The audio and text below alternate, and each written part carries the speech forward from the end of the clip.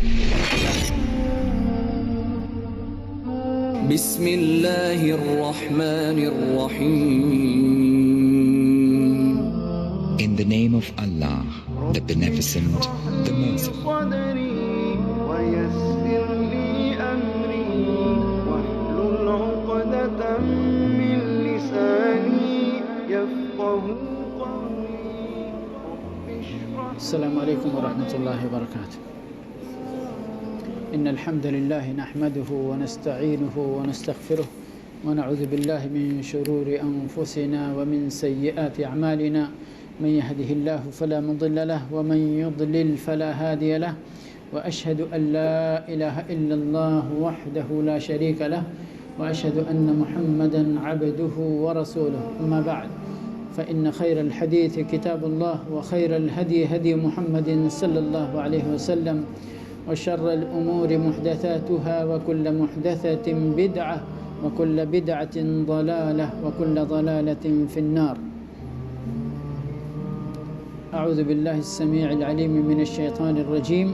ومن الناس من يتخذ من دون الله أندادا يحبونهم كحب الله والذين آمنوا أشد حبا لله. رب اشرح لي صدري ويسر لي أمري واحلل عقدة من لساني يفقهوا قولي.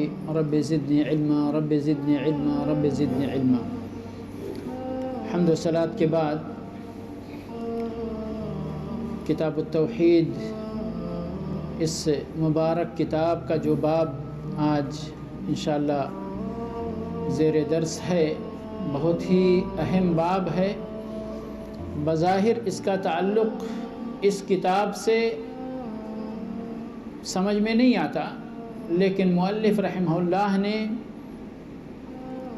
ایک بہت ہی اہم موضوع کی طرف ہماری اور آپ کی اور سارے مسلمانوں کی توجہ دلائی ہے کہ یہ مسئلہ بھی توحید کے تعلق سے بہت اہم مسئلہ ہے. چنانچہ باب ہے آج باب قول اللہ تعالی وَمِنَ النَّاسِ مَن يَتَّخِذُ مِن دُونِ اللَّهِ أَندَادًا يُحِبُّونَهُمْ كَحُبِّ اللَّهِ. اسی آیت کو مؤلف رحمہ اللہ نے اپنے اس باب کا ٹائٹل بنایا ہے کہ باب ہے، بیان ہے اللہ تبارک و تعالی کے اس فرمان کا. اس سے پہلے آپ لوگوں نے نوٹ کیا ہوگا اور کئی بار میں نے وضاحت کی کہ مؤلف رحمہ اللہ ایک باب کا عنوان دیتے ہیں اور اس عنوان کے تعلق سے جو مناسب آیت ہوتی ہے وہ اسی عنوان کے بعد اس کو عطف کر دیتے ہیں کہ اس چیز کا بیان اور اللہ کے اس کلام کا بیان، اس آیت کا بیان.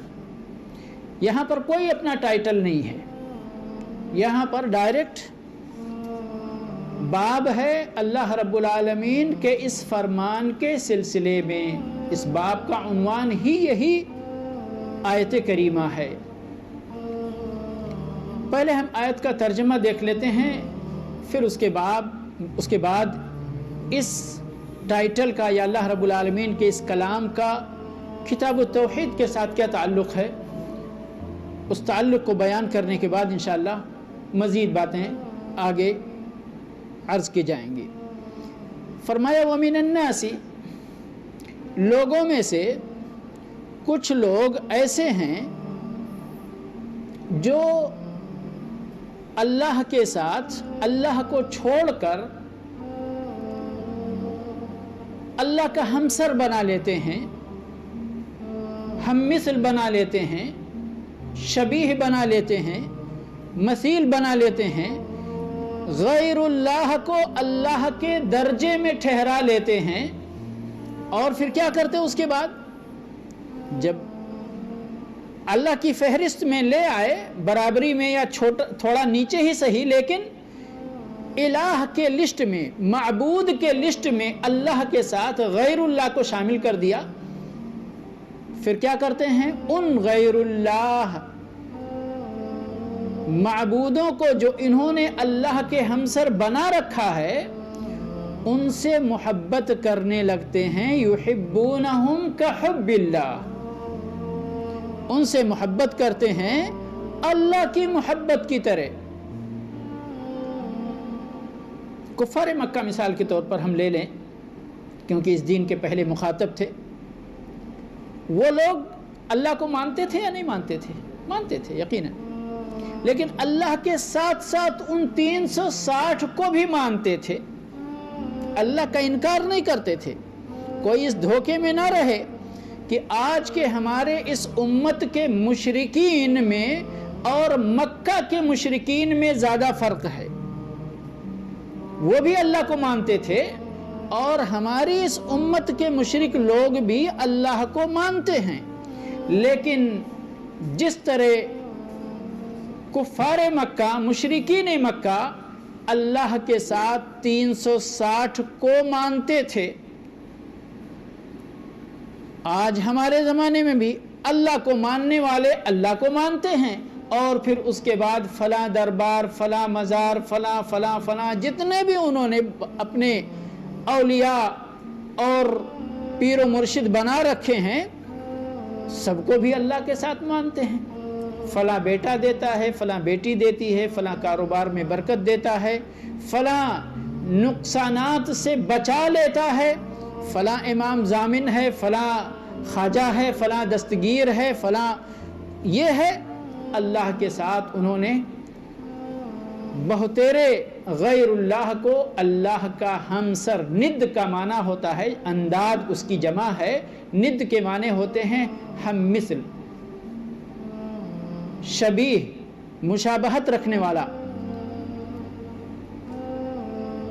دراصل اللہ کے شبیہ تو کوئی ہے نہیں، اللہ کے مثیل تو کوئی ہے نہیں، لیکن لوگ اپنے گمان کے مطابق، اپنے زعم کے مطابق، اپنے اعتقاد اور عقیدے کے مطابق کچھ لوگوں کو اللہ کے مثیل یا شبیہ یا ہمسر یا ند ماننے لگتے ہیں،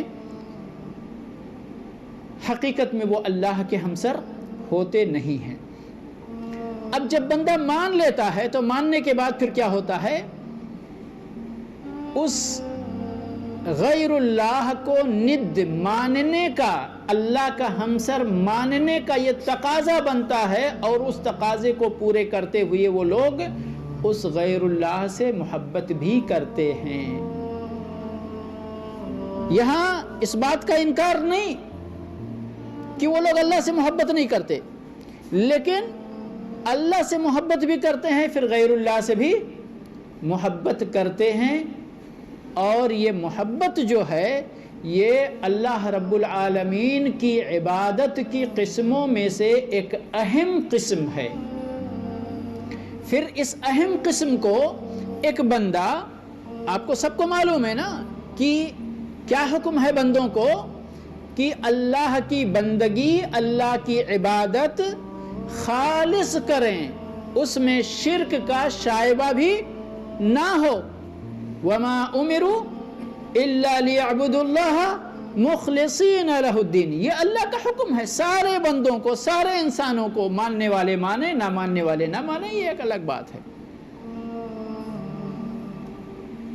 تو یہ جو محبت ہے نا، اللہ سے محبت کرنا، یہ اللہ رب العالمین کی عبادتوں میں سے ایک اہم عبادت ہے، اور بندہ اگر اس عبادت کو اللہ کے ساتھ ساتھ غیر اللہ کو بھی دینے لگے تو پھر وہی تو مشرک ہے۔ اور یہ کتاب کیا ہے؟ کتاب التوحید ہے۔ اس میں وہ مسائل بیان کیے جا رہے ہیں جن مسائل سے ہمارے توحید میں خلل پڑتا ہے، توحید میں کمی واقع ہوتی ہے، بندہ دانستہ یا نادانستہ، شعوری یا غیر شعوری طور پر شرک کا مرتکب بن بیٹھتا ہے۔ تو یہی تو مؤلف کا یہاں پر منشا ہے۔ مؤلف کی منشا کیا ہے؟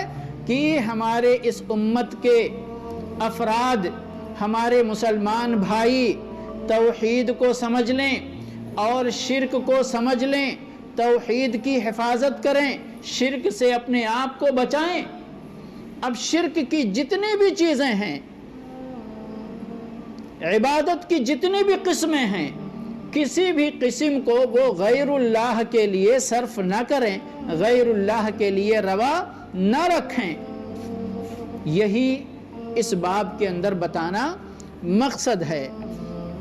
اور جیسے کہ میں نے ذکر کیا کہ کفار مکہ، مشرکین مکہ اللہ سے بھی محبت کرتے تھے کیونکہ اللہ کو رب مانتے تھے، بلکہ اور بات پہلے بھی بہت پہلے گزر چکی ہے کہ کفار مکہ کا اصل ایمان آج کے ہمارے اس امت کے بعض، ہم نہیں کہتے سب، لیکن بعض مشرکین سے ان کا ایمان اللہ پر زیادہ پکا تھا۔ دلیل کہ جب وہ مصیبت میں گھرتے تھے تو کس کو پکارتے تھے؟ اللہ کو پکارتے تھے۔ قرآن شاہد ہے اس سلسلے میں۔ آج کے ہماری اس امت کے مشرکین مصیبت میں بھی غیر اللہ کو پکارتے ہیں، تو کس کا ایمان اللہ کے تعلق سے زیادہ مضبوط ہے؟ پھر بھی ہم کہتے ہیں کہ وہ کفار ہیں، وہ مشرکین ہیں، وہ جہنم کے مستحق ہیں، وہ جنت میں نہیں ڈالے جائیں گے، اور ہم اپنے بارے میں کہتے ہیں نہیں، ہم تو کلمہ گو ہیں، ہم تو لا الہ الا اللہ کا کلمہ پڑھتے ہیں، ہم تو لا الہ الا اللہ کا ورد کرتے ہیں، وظیفہ کرتے ہیں، نمازیں پڑھتے ہیں، روزہ رکھتے ہیں۔ ہمارے میں اور ان میں فرق ہے۔ کیا فرق ہے؟ کوئی فرق نہیں۔ مؤلف رحمہ اللہ نے یہ صاف کر دیا کہ اگر وہ محبت جو بطور عبادت اللہ کے لائق اور سزاوار ہے، اس میں سے کمی کر کے ہم کچھ بھی، یعنی 100% میں سے اگر ہم کسی کو 5% بھی وہ محبت دیتے ہیں جو صرف اور صرف اللہ کا حق ہے، تو 5% وہ محبت دینے کی وجہ سے ہم مشرک قرار پائیں گے۔ اور یہ شرک اصغر نہیں ہے، بلکہ یہ شرک اکبر ہے، مخرج من الملہ ہے۔ تو اس لیے ہمیں خبردار رہنا چاہیے اور سمجھنا چاہیے اس چیز کو کہ یہ معاملہ آسان نہیں ہے، ہلکا نہیں ہے، بہت خطرناک ہے۔ اس لیے ہمیں اپنے توحید کی حفاظت کرنے کے لیے اس طرح کے عقیدوں سے چھٹکارا حاصل کرنا ہوگا، نجات حاصل کرنی ہوگی، ان سے دور رہنا ہوگا۔ اب آگے بڑھتے ہیں محبت کے سلسلے میں کہ یہ محبت کون سی محبت ہے جو اللہ کے علاوہ کسی اور کے لیے روا نہیں ہے۔ دراصل محبت کی یعنی 2 قسمیں کی جا سکتی ہیں بنیادی طور پر۔ ایک وہ محبت جو عبادت والی محبت ہے، اور دوسری محبت وہ جو انسان کی طبیعت میں اللہ رب العالمین نے رکھ دیا ہے، فطری محبت ہے۔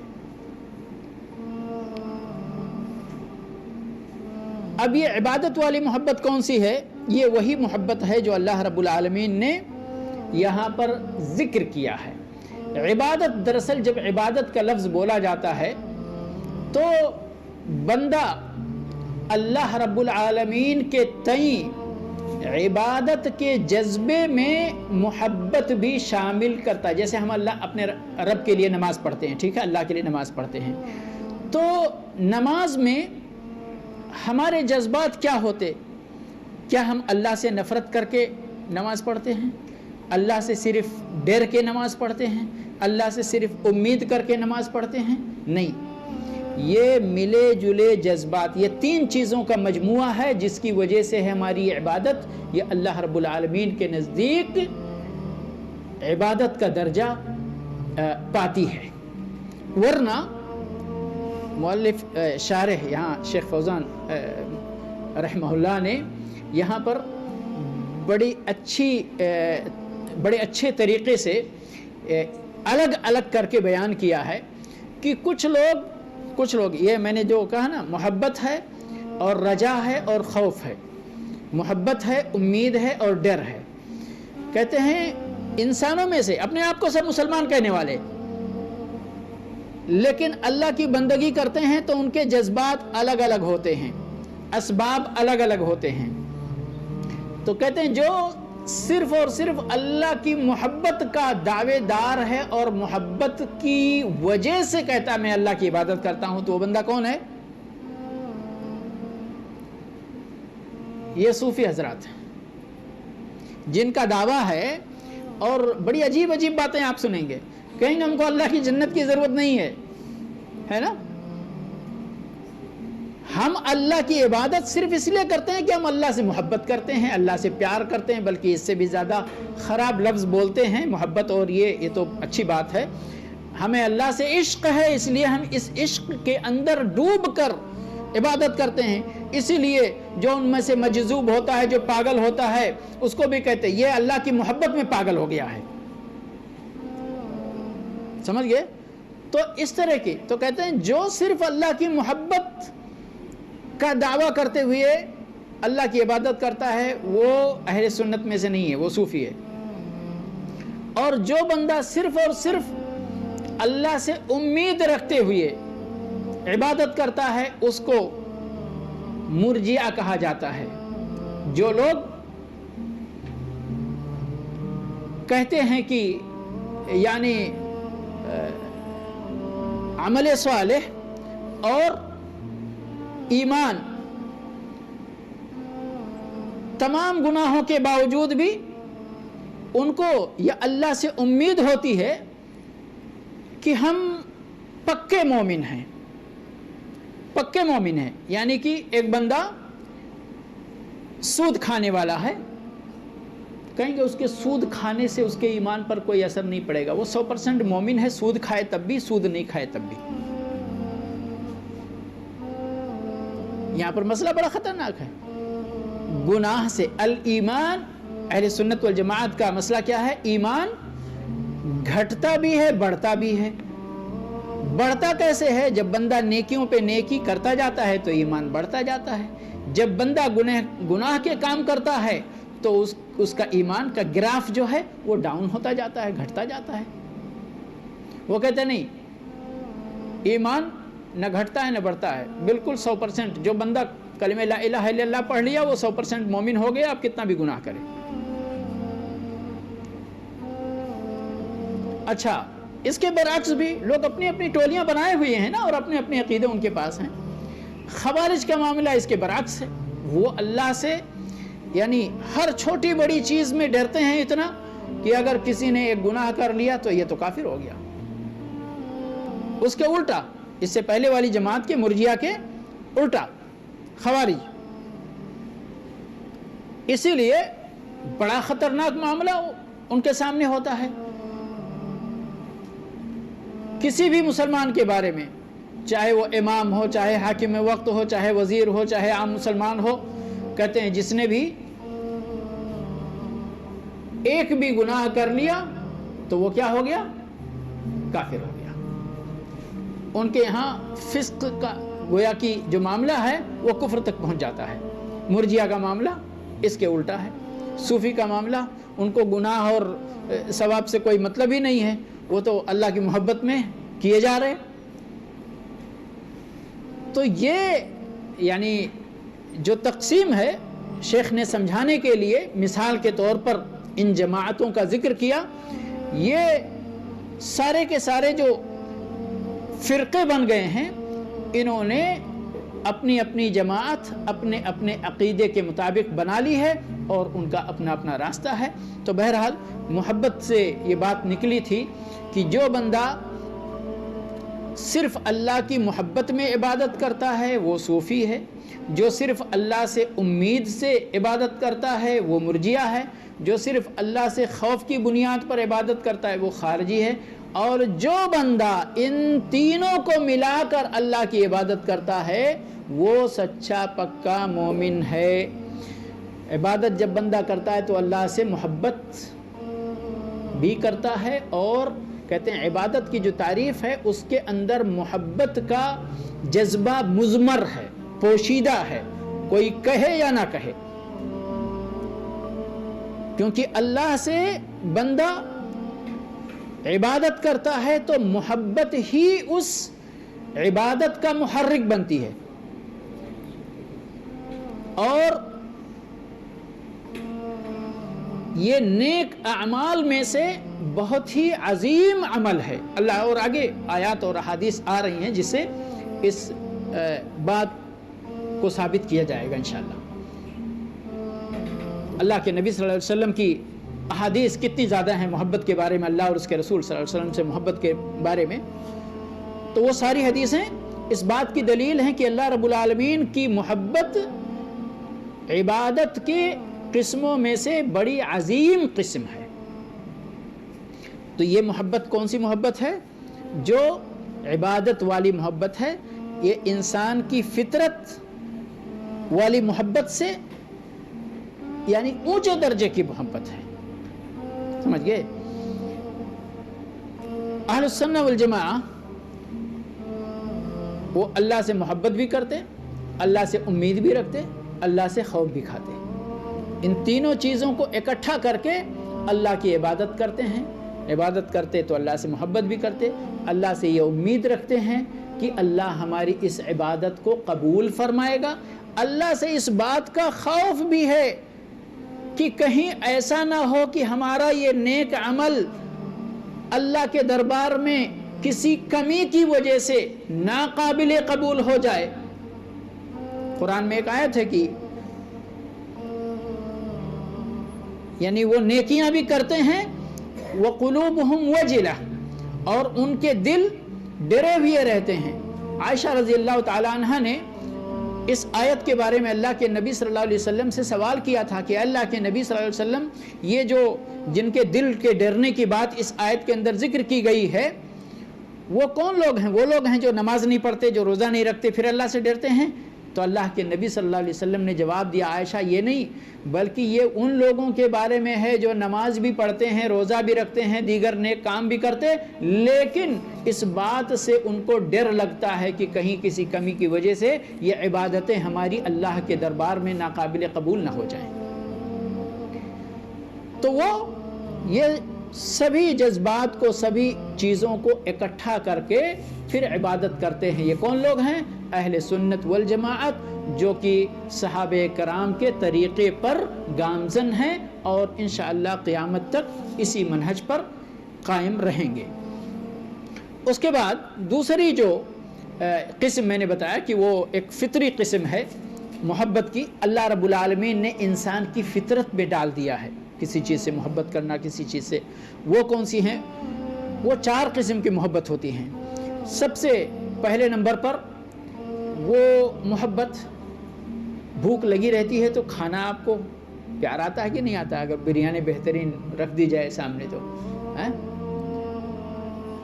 یہ انسان کے بھوک, اچھا بھوک نہیں لگی ہے تو اس وقت آپ کو اتنا زیادہ پیار نہیں آئے گا کھانے پہ, ہے نا. پیاس, بہترین شربت آپ 2-3 گلاس پی چکے ہیں تو پھر آپ کو پانی دیکھ کے لالچ آئے گی؟ نہیں آئے گی نا. لیکن جب پیاس لگی ہے تو یہ آپ کی فطرت میں ہے. جب آپ کو بھوک لگی ہے تو کھانے سے پیار آئے گا, پیاس لگی ہے تو آپ کو پانی سے محبت لگے گی. اور اسی طرح سے دیگر جو مباح چیزیں اللہ رب العالمین نے جو ایک بندے کے اندر ڈال رکھا ہے. دوسری قسم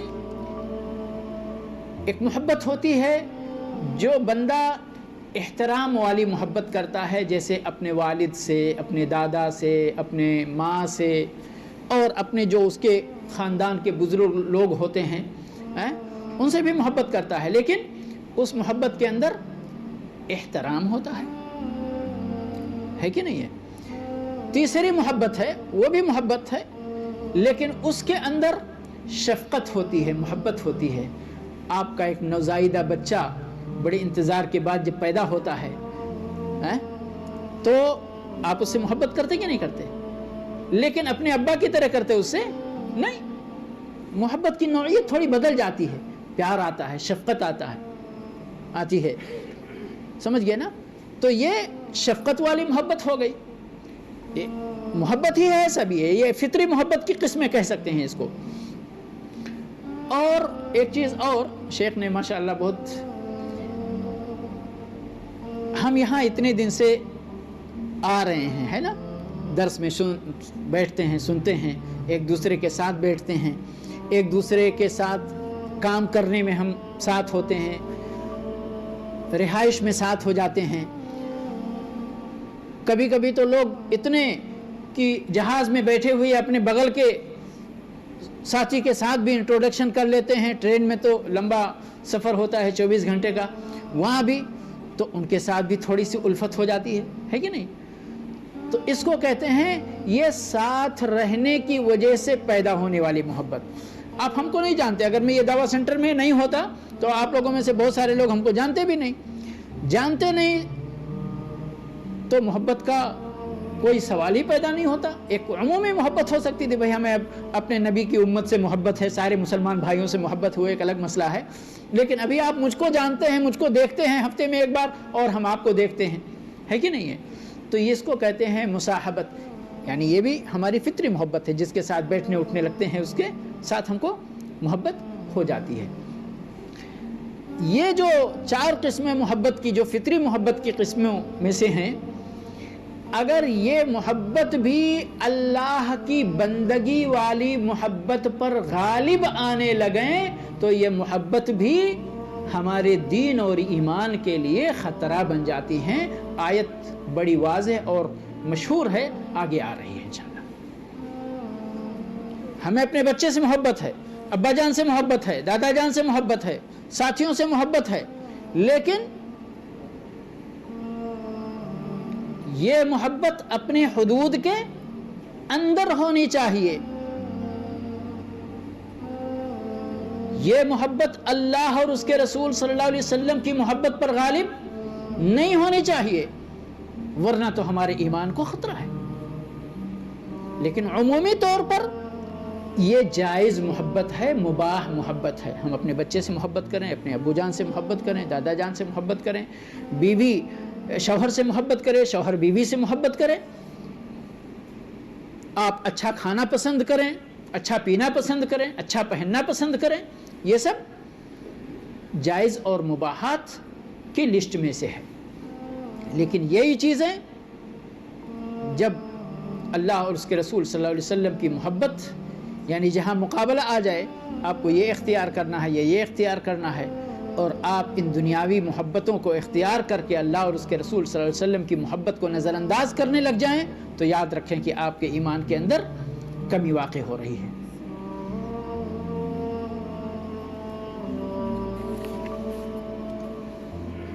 اللہ رب العالمین ارشاد فرماتے ہیں، بڑی مشہور آیت ہے اور بڑی نصیحت کی چیز ہے، بڑی نصیحت کی چیز ہے.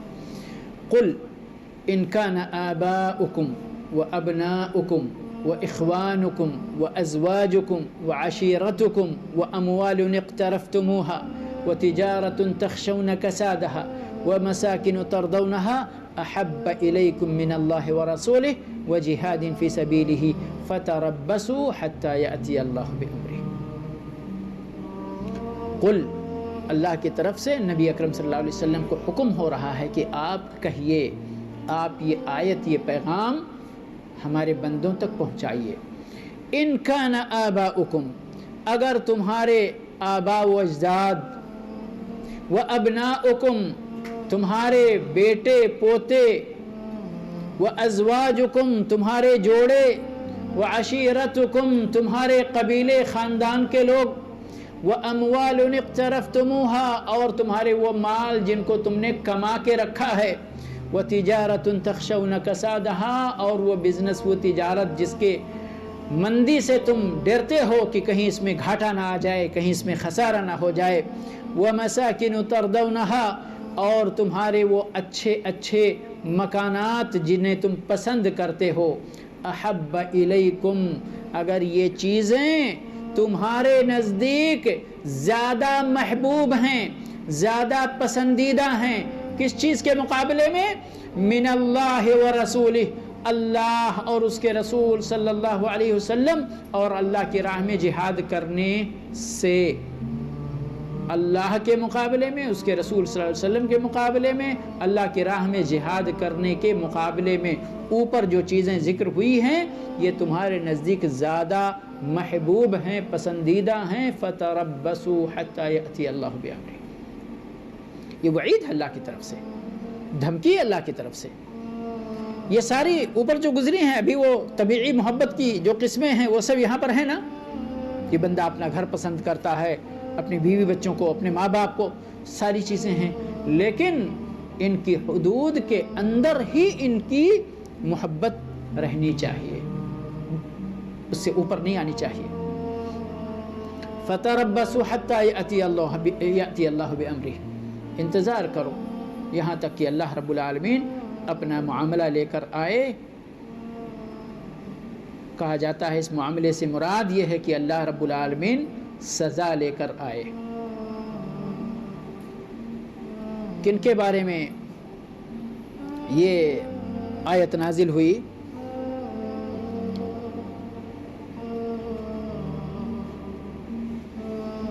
بہت یعنی اہم مسئلہ ہے، اگرچہ شان نزول ضروری نہیں ہے کہ کسی آیت کا مفہوم اور وہ مسئلہ محصور کر دیا جائے شان نزول کے اندر، یہ عام بات ہے، لیکن شان نزول کے بارے میں اگر بات کی جاتی ہے تو اس سے مراد وہ لوگ ہیں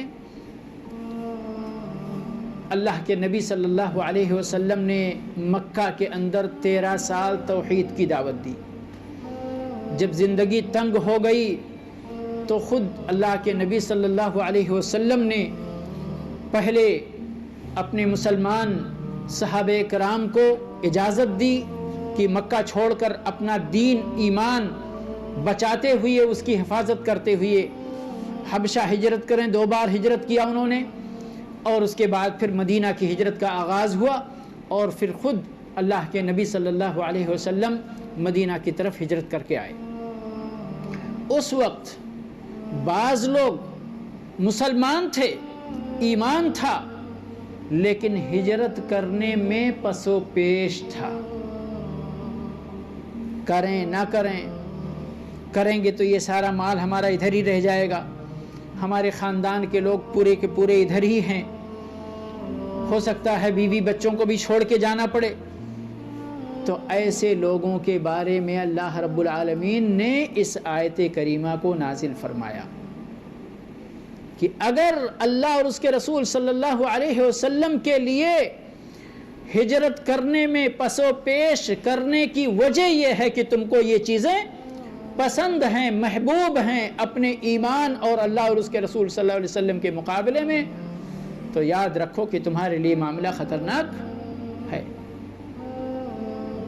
لیکن اس شان نزول میں اس کے مفہوم کو محصور نہیں کیا جا سکتا۔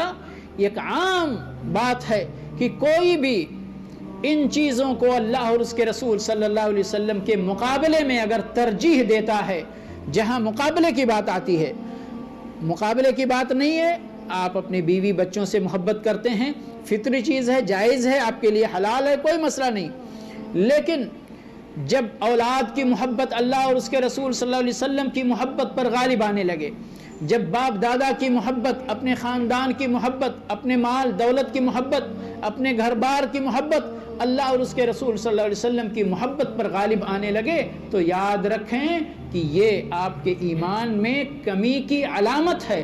اپنا علاج کریں، اپنے دل کو ٹٹولیں، اپنے دل کی اصلاح کریں، اور اللہ اور اس کے رسول صلی اللہ علیہ وسلم کی محبت کو دنیا کی تمام چیزوں سے محبت کرنے پر غالب کریں، اس کو ترجیح دیں۔ یہ مسئلہ آسان نہیں ہے، جبکہ بہت سارے لوگ اس مسئلے کو بہت آسانی، بہت لائٹلی لیتے۔ میں نہیں سمجھتا ہوں کہ جانتے بوجھتے کرتے ہیں ایسا، لیکن نادانستہ طور پر، غیر شعوری طور پر اس کا ارتکاب کر بیٹھتے ہیں۔ اگر ہمارے ہندوستان کا ماحول ایک بار دیکھا جائے، وہاں پر ایک عجیب یعنی مومن ہونے کا، مسلمان ہونے کا اور اس کنٹری کے اندر رہنے کے بعد جو ایک یعنی ایمان کے تئیں ایک غفلت ہمارے اور آپ کے اندر پیدا ہو جاتی ہے، وہ میں سمجھتا ہوں جانتے بوجھتے نہیں ہوتا، لیکن ایک ماحول ہے جس ماحول سے متاثر ہو کر ہم لوگ اس یعنی محسوس بھی نہیں کر پاتے اور ہمارے ایمان کے اندر خلل واقع ہو جاتا ہے۔ وطن پرستی کہیں اس کو یا کیا نام دیں، جو بھی نام دینا ہے، یہ مسئلہ اللہ کے نبی صلی اللہ علیہ وسلم میں اس مسئلے پر زیادہ یعنی تفصیل نہیں، لیکن صرف اشارہ اتنا کرنا چاہتا ہوں کہ اس کی اہمیت کو سمجھیں۔ اللہ کے نبی صلی اللہ علیہ وسلم نے کئی احادیث کے اندر اس بات سے مسلمانوں کو منع کیا ہے کہ غیر مسلموں کے درمیان جہاں تک ممکن ہو زندگی گزارنے سے بچیں۔ اس کی وجہ کیا ہے؟ اس کی وجہ یہی ہے جو میں بیان کر رہا ہوں کہ ہم شعوری یا غیر شعوری طور پر بہت ساری ایسی چیزیں قبول کر لیتے ہیں اور بہت ساری ایسی چیزوں کے تئیں غفلت کا شکار ہو جاتے ہیں جس سے ہمارے ایمان کے اندر خلل واقع ہوتا ہے۔ رسم و رواج کے تعلق سے لے لیں، شادی بیاہ کے تعلق سے لے لیں، عید اور تہوار کے تعلق سے لے لیں، عبادات کے تعلق سے لے لیں، بہت ساری چیزیں ہمارے اندر داخل ہو جاتی ہیں، سرایت کر جاتی ہیں، لاشعوری طور پر سرایت کر جاتی ہیں۔ اور کبھی کبھی ہمارے علماء کرام اس کو باقاعدہ یعنی نام لے کر کے بیان کرتے ہیں، جیسے ہمارے ہاں یہ محرم ابھی گزرا ہے، یہ تعزیے کا مسئلہ، غیر مسلموں کے اندر ایک تہوار کیا ہوتا ہے، دسہرہ ہوتا ہے، شاید دسہرہ ہوتا ہے، اس میں بھی اسی طرح کا مسئلہ ہوتا ہے جس میں بہت سارا اس طرح کا مسئلہ ہوتا ہے۔ ہمارا چراغاں اور ان کی دیوالی کیا فرق ہے بھائی؟ ہم قبرستان پہ چراغاں کرتے ہیں، وہ اپنے گھروں پہ چراغاں، لیکن چراغاں وہ بھی کرتے ہیں، چراغاں بھی کرتے ہیں، وہ بھی اپنے مردہ پیر و مرشد کو پکارتے ہیں اور ہم بھی اپنے مردہ پیر و مرشد کو پکارتے ہیں۔ کیا فرق پڑتا ہے؟ اور بعض تو ایسے ٹھکانے ہیں کہ جہاں پر یکساں طور پر غیر مسلم بھی جاتے ہیں اور مسلم بھی جاتے ہیں، یعنی دونوں کا وہ خدا ایک ہے، وہاں پر ہے کہ نہیں ہے؟ تو آپ سوچیں کہ جس دربار پر مسلمان بھی جا رہا ہے اور غیر مسلم بھی جا رہا ہے، اس مسلمان اور اس غیر مسلم میں کیا فرق رہ گیا اور کیوں کر وہ فرق رہ گیا؟ لیکن ہم اس چیز کو محسوس نہیں کرتے، کوئی فرق نہیں پڑتا ہے، کوئی فرق نہیں پڑتا ہے۔ حتیٰ کہ میرے بھائی میں احساس کی بات کر رہا ہوں اور احساس کے زندہ اور مردہ رہنے کی بات کر رہا ہوں، ہمارے اس شرکیہ ماحول، کفریہ ماحول نے ہی ہم کو اس چیز کا عادی بنایا ہے کہ اگر ہمارے معاشرے کے اندر کوئی ایک بندہ شراب پی لے تو ہم اس پر بہت نکیر کرتے ہیں، اگر زنا کر لے تو دنیا کھڑی ہو جاتی ہے، قیامت آ جاتی ہے، اور اسی معاشرے کے اندر دھڑلے کے ساتھ غیر اللہ کی کھلی عبادتیں ہوتی ہیں اور ہمارے کان پر جوں تک نہیں رہتا،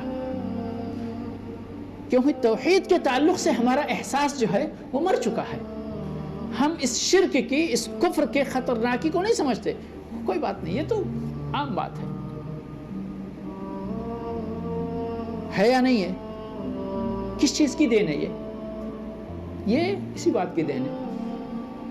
میں کبھی کبھی کہتا ہوں کہ بھئی ہمارے حالات ٹھیک نہیں ہیں، کچھ بندوں کو جن کے پاس اللہ نے طاقت دی ہے، ان بندوں کو ایسی جگہوں کا رخ کرنا چاہیے جہاں پر وہ اپنے رب کی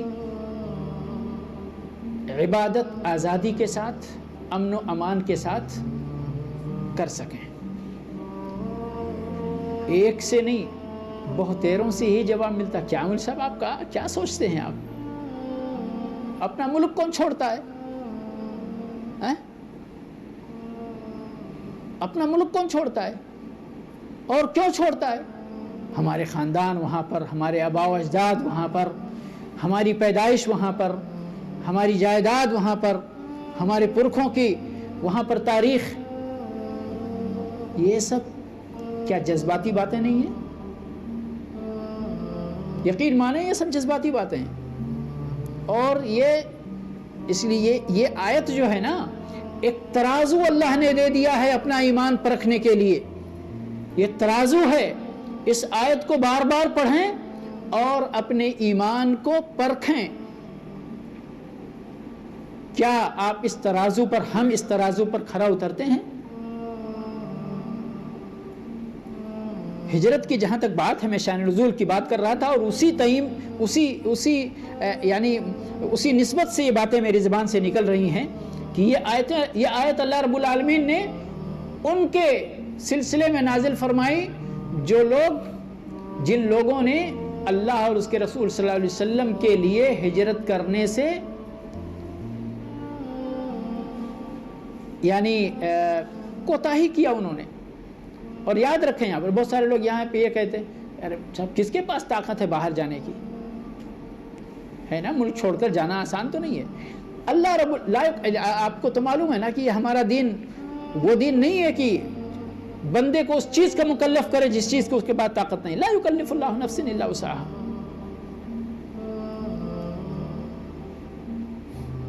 اور آگے آیت میں دوسری جگہ اللہ رب العالمین نے استثناء بھی کیا ہے، الا المستضعفین من الرجال،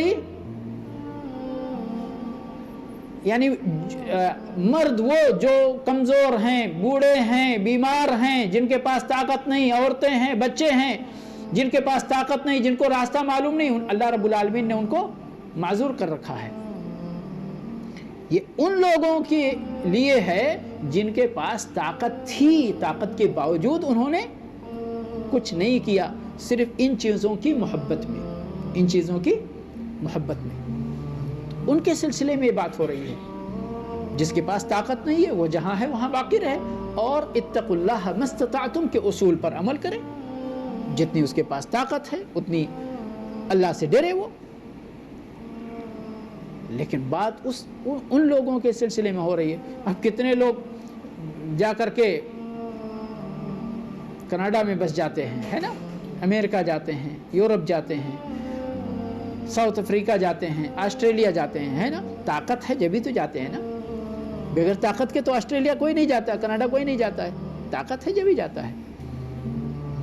وہ طاقت آپ کینیڈا جا رہے کیوں جا رہے؟ اپنے دین کی حفاظت کرنے کے طور پہ جا رہے، اپنے ایمان کی حفاظت کے لیے آسٹریلیا جا رہے. تو آپ فیصلہ کر رہے ہو، طاقت ہے آپ کے پاس، لیکن وہاں آپ اپنے دین ایمان کی حفاظت کے لیے اس طاقت کو استعمال نہیں کر رہے، بلکہ آپ دنیا طلبی کے لیے اس طاقت کو استعمال کر رہے. اس آیت کو اپنے سامنے رکھ کر فیصلہ کر لو. تو بہرحال اتنی ساری باتیں اس تعلق سے ہو گئیں.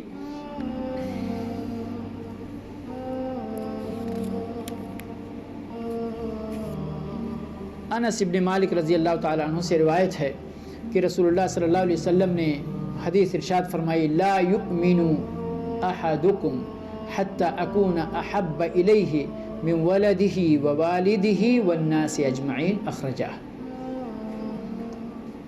یہ محبت عبادت والی محبت نہیں ہے جس کا ذکر اس حدیث کے اندر ہو رہا ہے. یہ یہی محبت ہے جو ہماری عبادت کا سب سے اعلیٰ قسم ہے. بہت ساری عبادتوں کی بنیاد اس عبادت پر ہے.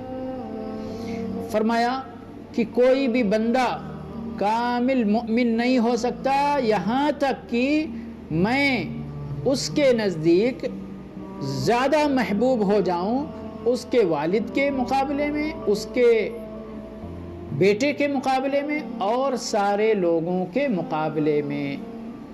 یعنی وہ پہلے نمبر پر اللہ سے محبت کرے، دوسرے نمبر پر اس کے رسول صلی اللہ علیہ وسلم سے محبت کرے، اور ان دونوں کی محبت آپس میں ایک دوسرے سے لازم ملزوم ہے. جو اللہ سے محبت کرے گا وہ رسول صلی اللہ علیہ وسلم سے بھی محبت کرے گا، کیونکہ اللہ کی محبت مستلزم ہے کہ اس کے رسول سے محبت کی جائے.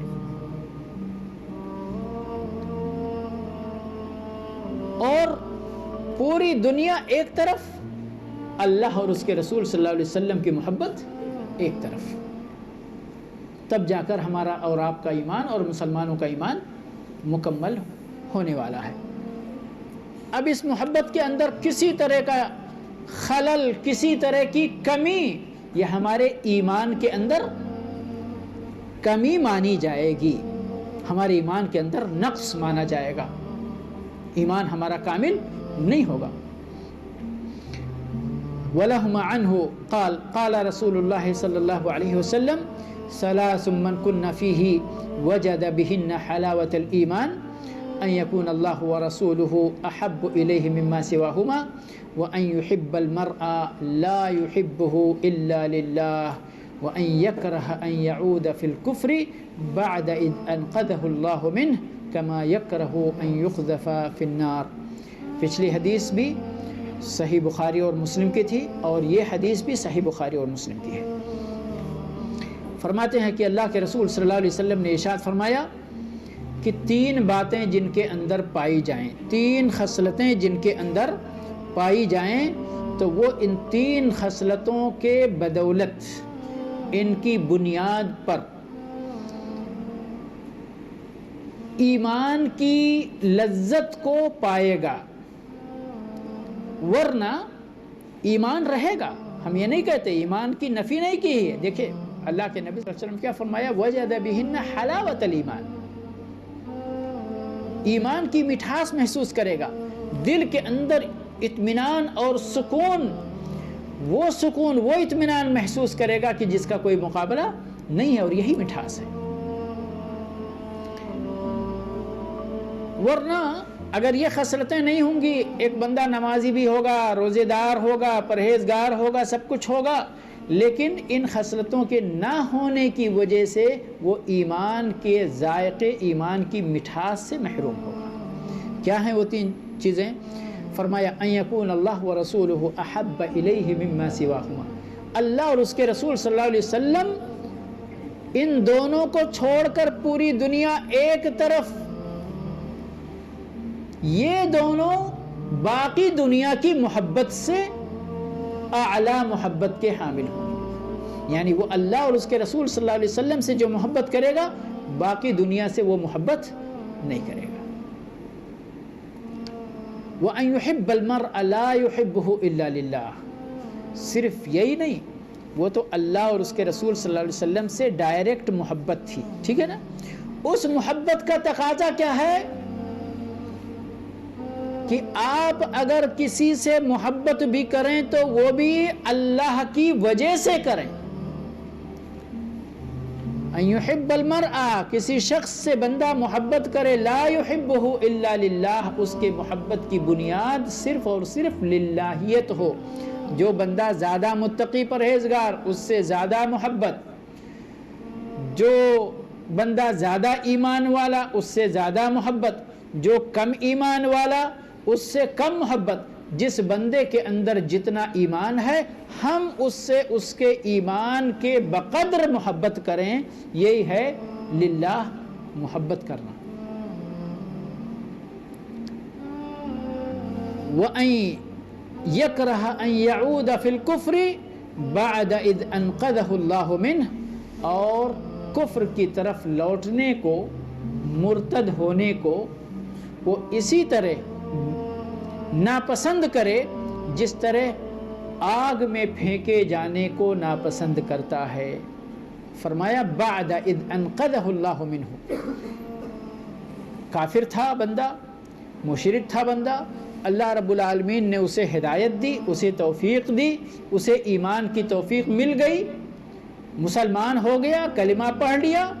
اب گویا کہ اللہ رب العالمین نے اس سے کفر سے نجات دے دیا، جہنم سے اس ایمان کے بدولت گویا کہ وہ نجات پا گیا.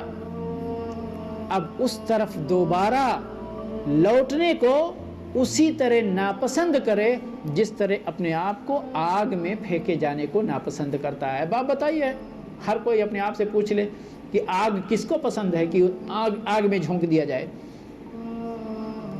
لیکن پھر بھی آپ ہمارے انڈیا اور یعنی دیگر خطوں میں جہاں بھی اس طرح کے واقعات رونما ہو رہے ہیں، پیش آ رہے ہیں، دنیا کی تھوڑی سی لالچ اور وقتی امن و امان کے احساس کے مقابلے میں ایمان بیچ دے رہے ہیں۔ واقعات پیش آ رہے ہیں یا نہیں پیش آ رہے ہیں؟ کیوں پیش آ رہے ہیں؟ یہی ہے تو دنیا کی وقتی کوئی لالچ ہے، کچھ مال ملنا ہے، کچھ، یا پھر جو ماحول بد امنی کا ہے اس میں بقدر ایک وقتی طور پر، ٹمپریری طور پر امن و امان کے احساس کے پیچھے، یاد رکھیں میں کہہ رہا ہوں امن و امان کا احساس، ورنہ امن و امان تو اللہ کی طرف سے ملتا ہے، ایمان والوں کو ملتا ہے۔ یہ احساس ہے میں ادھر آ جاؤں گا تو مجھے کوئی مارے گا نہیں، مجھے کوئی لوٹے گا نہیں، مجھے کوئی ایسا نہیں کرے گا، مجھے کوئی ویسا نہیں کرے گا، یہی تو ہے نا جس کی وجہ سے ایمان کی دولت سے آج لوگ ہاتھ دھو رہے ہیں، مردوں کو بھی اور عورتوں کو بھی۔ میں ان کے وجوہات پر نہیں، وجوہات بہت سارے ہیں ہمارے، جس میں سے ہمارے ہندوستان کا غیر دینی ماحول اور غیر دینی تربیت ہمارے والدین کی، اور پورا معاشرہ، جیسے کہتے ہیں نا کہ آپ پانی میں نمک ڈالیں تو کیا ہوتا ہے؟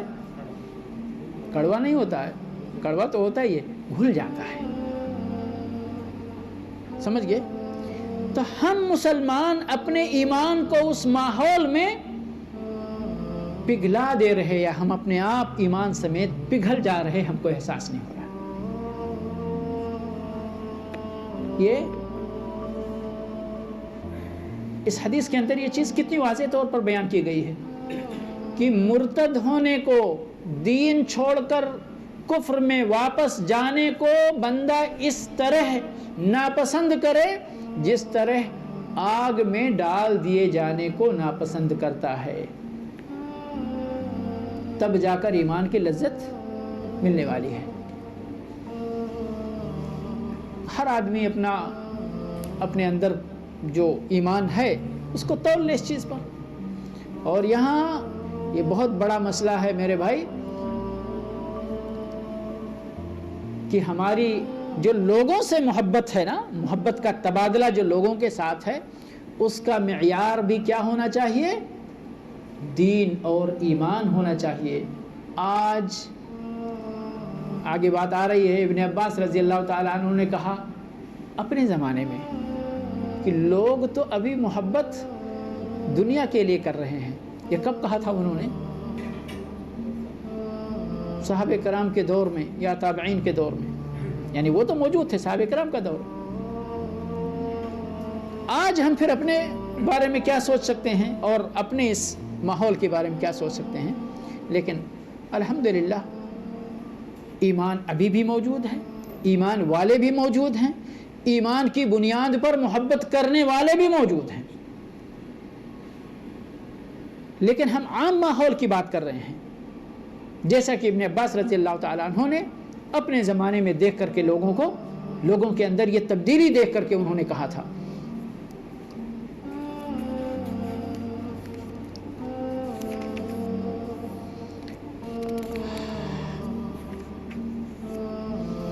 وفی روایہ، ایک روایت میں ہے لا یجد احد حلاوت الایمان حتی، جو حدیث گزری ہے اسی میں یہ الفاظ ہے کہ کوئی بندہ ایمان کی مٹھاس کو پا نہیں سکتا یہاں تک کہ اس کے اندر یہ 3 خصلتیں پائی جائیں کہ وہ پوری دنیا کے مقابلے میں اللہ اور اس کے رسول صلی اللہ علیہ وسلم سے محبت زیادہ کرے، اور کسی سے محبت کرے تو ایمان کی بنیاد پر کرے، اور کفر کی طرف واپس جانے کو اسی طرح ناپسند کرے جس طرح آگ میں پھینک دیے جانے کو ناپسند کرتا ہے۔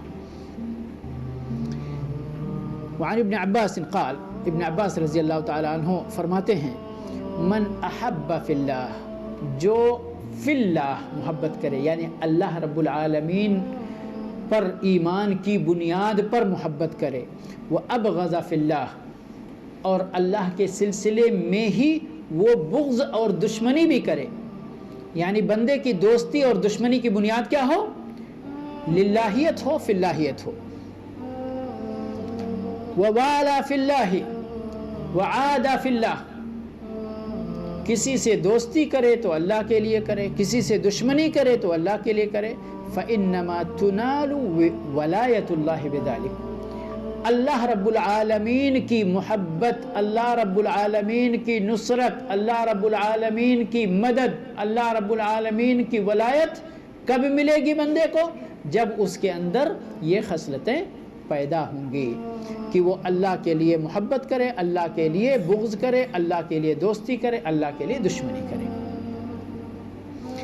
آگے فرماتے ہیں ابن عباس رضی اللہ تعالیٰ عنہ کے ہی قول کا حصہ ہے، وَلَن يَجِدَ عَبْدٌ طَعْمَ الْإِيمَانِ، کوئی بھی بندہ ہرگز ایمان کا مزہ نہیں پا سکتا، وَإِن كَثُرَتْ صَلَاتُهُ، چاہے اس کی نماز زیادہ ہی کیوں نہ ہو، وَصَوْمُهُ، اس کا روزہ زیادہ کیوں نہ ہو، حَتَّى يَكُونَ كَذَلِكَ، یہاں تک کہ جو پہلے معیار جو بتایا جا چکا ہے اس معیار پر بندہ کھرا اترے۔ آگے کہتے ہیں وَقَدْ سَارَتْ عَامَّةُ مُوَاخَاةِ النَّاسِ عَلَى أَمْرِ الدُّنْيَا وَذَلِكَ لَا يُجْدِي عَلَى أَهْلِهِ شَيْئًا، رواہ ابن جریر۔ یہ ابن عباس رضی اللہ تعالیٰ عنہ فرما رہے ہیں کہ وقد سارت، پہلے ایسا نہیں تھا، ہو گیا ہے عامۃ مواخات الناس، لوگوں کا عام بھائی چارہ دنیا کے معاملے پہ ہو گیا ہے۔ دوستی دشمنی، جس کے ساتھ مصلحت ہے، جس کے ساتھ کاروبار ہے، جس کے ساتھ تعلقات ہیں، چاہے وہ ایمان والا ہے، چاہے غیر ایمان والا ہے، چاہے شرک والا ہے، چاہے توحید والا ہے، ہمارے لیے کوئی معیار نہیں۔ ہمارے لیے معیار یہ ہے جو ہمارا ہے، جس سے ہمارا فائدہ ہے، ہم اس کے ہیں، وہ ہمارا ہے۔ اور ایمان ایک الگ چیز ہے۔ کچھ لوگ بولتے ہیں ایمان ایک الگ مسئلہ ہے۔ نہیں، ایمان ایک الگ مسئلہ نہیں ہے۔ ایمان ہماری زندگی کا وہ مسئلہ ہے جو ہماری سانسوں کے ساتھ جڑا ہوا ہے، وہ مسئلہ نہیں، اس کو الگ کر کے آپ نہیں جی سکتے ہیں۔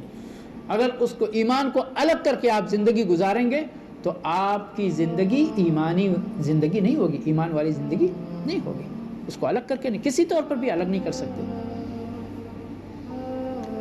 علی امر الدنیا وذلک لا یجدی علی اہلہ شیئا، کہتے ہیں اس سے دنیا والوں کو کوئی فائدہ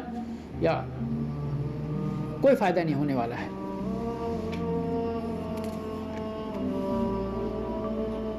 وقال ابن عباس فی قوله تعالی وتقطعت بهم الاسباب، ابن عباس رضی اللہ تعالیٰ عنہ نے اس آیت کریمہ کی تفسیر کے طور پر کہا وتقطعت بهم الاسباب، اور ان کے درمیان اسباب کٹ چکے ہوں گے۔ اس اسباب سے مراد کیا ہے؟ کہتے ہیں المودہ، محبت ختم ہو چکی ہوگی۔ یہ کب ہوگا؟ مجھے 2-3 منٹ ٹائم اور دیں، بہت اہم مسئلہ ہے۔ یہ کب ہوگا؟ قیامت کے دن ہماری دنیا کی دوستی ساری کی ساری، اگر اس دوستی کی بنیاد دین اور ایمان نہیں ہے تو اس کی حد یہی دنیا ہے۔ دنیا کے بعد ہماری یہ دوستی اگر دنیاوی مصلحتوں کی بنیاد پر ہے، یا جو ہم نے، اس میں یہ بھی ہے، وقت ہوتا تو میں چند آیتوں کی شہادت کے ساتھ، کہ یہ جو ہم دنیا میں یا ہم میں سے بہت سارے لوگ اللہ کو چھوڑ کر غیر اللہ سے محبت کر رہے ہیں، یہ محبت بھی کہاں تک؟ اسی دنیا تک، مرنے کے بعد۔ کیوں ایسا ہے؟ اس دنیا میں ہم دھوکے میں ہیں، حقیقت ہماری نگاہوں میں ابھی نہیں ہے، لیکن مرتے ہی حقیقت آشکارا ہو جائے گی، اور جس سے ہم محبت کرتے تھے ہم اس سے دشمنی کرنے لگیں گے۔ کیوں؟ کیا ہوگا؟ حسرت۔ میں بتاؤں آپ کو، دنیا کی مثال تھوڑی سی دوں۔ کوئی معاملہ آپ کے ہمارے گھر میں ہوتا ہے، ٹھیک ہے، اگر کامیابی پر منتج ہوتی ہے، یعنی وہ کامیابی کی منزل تک کوئی مسئلہ پہنچ جاتا ہے، تو ہر کوئی اس کامیابی کا صحرا اپنے گلے مارتا ہے نا۔ اور اگر کسی چیز میں ناکام ہو جائیں تو پھر کیا کرتے؟ وہ ٹھیکرا دوسرے کے اوپر پھوڑتے ہیں، ہے نا، دوسرے کے اوپر پھوڑتے ہیں، تم نے ایسا کیا اس لیے ایسا ہو گیا۔ وہ کہتا نہیں، میں نے کچھ نہیں کیا، یہ تمہارے اس وجہ سے۔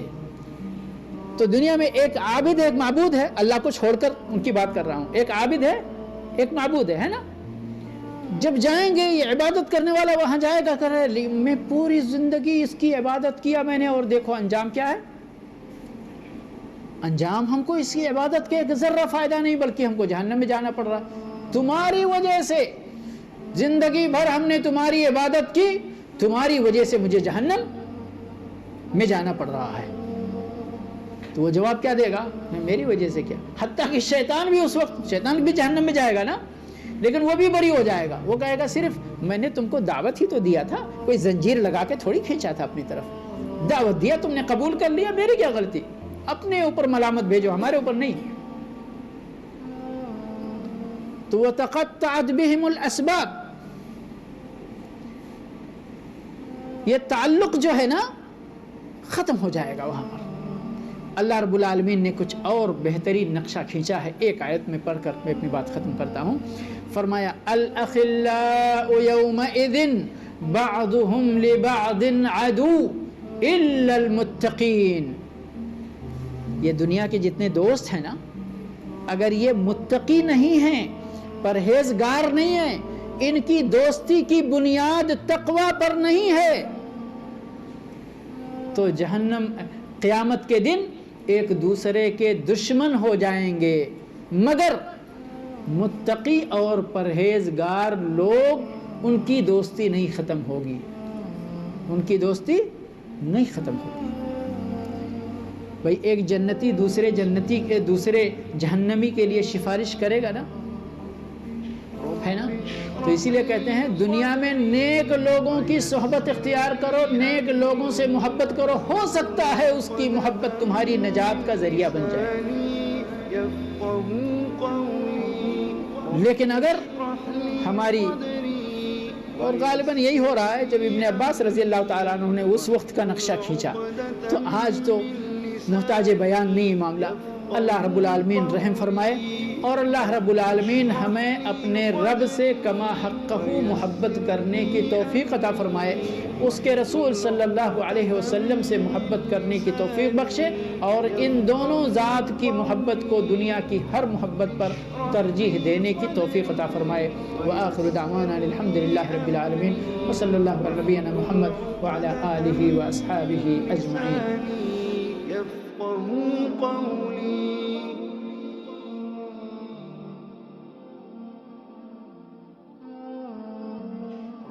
اشرح لي صدري ويسر لي أمري واحلل عقدة من لساني يفقه قولي رب اشرح لي صدري